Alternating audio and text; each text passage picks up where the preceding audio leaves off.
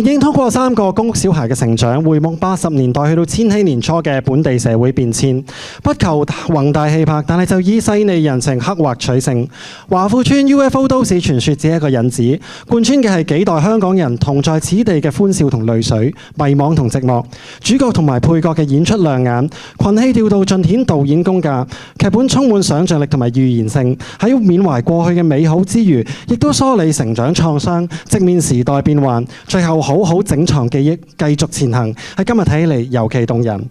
我哋有請監製錢小慧小姐、編劇江浩恩先生上台領獎同埋致辭。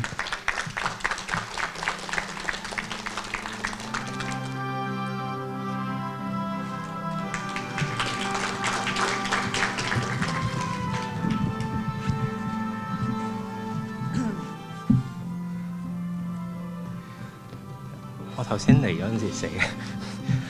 嘅，好多謝評論學會。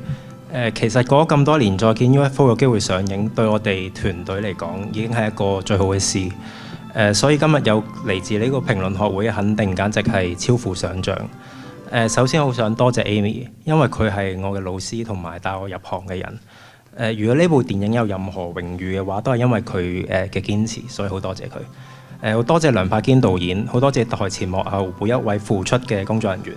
冇佢哋嘅努力 ，UFO 都只會係劇本上嘅一種想像。其實我好少可以有機會上台，所以想藉住呢個機會多謝我屋企人啦，李玲龍啦，以及幾位前輩，包括陳寶鴻先生、陳果導演、黃精甫導演、Winnie 珍，特別感激古天樂先生同埋天下一電影，好多謝你哋一直以嚟對我嘅鼓勵同埋支持。作為一個學習寫劇本嘅人，作為香港電影工作者，今日有機會可以喺度同大家一齊，我真係覺得自己非常非常幸運。多謝你哋。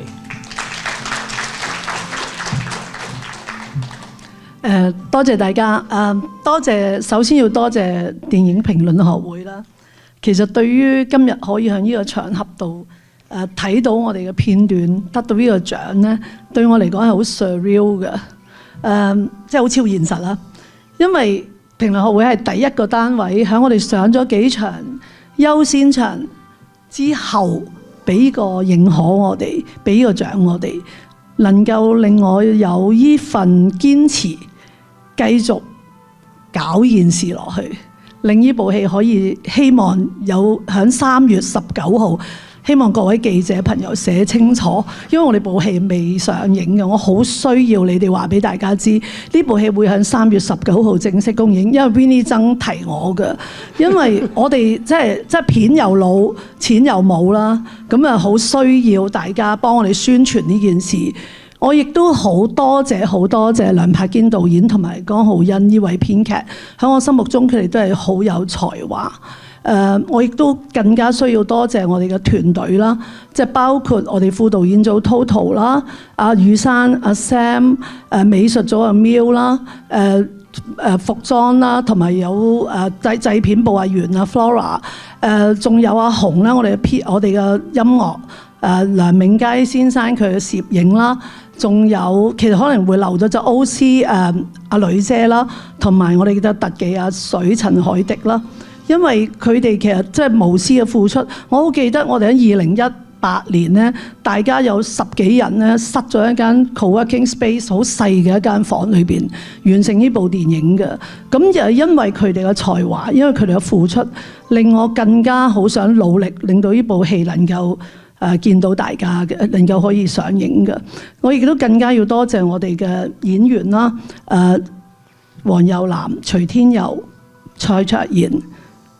衛詩雅、吳兆軒、白只、張國明導演，仲有好多好多我一一不能列舉嘅好朋友嚟幫我客串。咁我亦都要多謝投資我哋呢部電影嘅耀盛電影公司袁先生同埋黃德惠女士。咁可能有啲理念我哋未必一模一樣，但係當年佢哋肯支持呢部電影，令到佢可以真係拍攝成功，我心裏邊係非常感激佢哋。有朋友講過話2026年先至上映 UFO，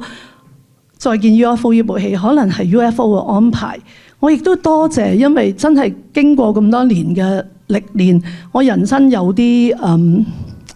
即係我覺得都做咗40幾年電影啦，咁我先至能夠有呢個能力去被考牌啊！咁我希望 UFO 真係令我哋能夠3月19號順利上映啦。咁因為真係好折騰。我今朝仲同緊一啲人商量，應該有好多嘢要處理。最後多謝 Showville 同埋我先生Benny G， 佢嘅支持對我嚟講好重要，多謝。恭喜晒，再見 UFO， 恭喜晒。好。最後好緊要，我要多謝高先電影 Winnie 曾同埋 Felix 同埋佢團隊，香港電影需要你哋。